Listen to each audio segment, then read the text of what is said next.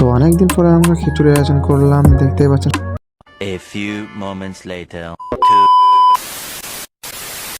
তো hey guys, কেমন আছেন সকালে আপনারা? আশা করি অনেক ভালো আছেন। হ্যাঁ, আমি অনেক ভালো আছি। তো দেখতেই পাচ্ছেন রান্না বান্না করতেছি আমি। আজকের খিচুড়ি রান্না হচ্ছে আমাদের এদিকে।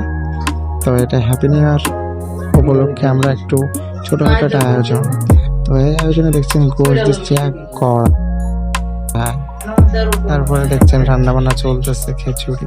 আহ, স্বাদ।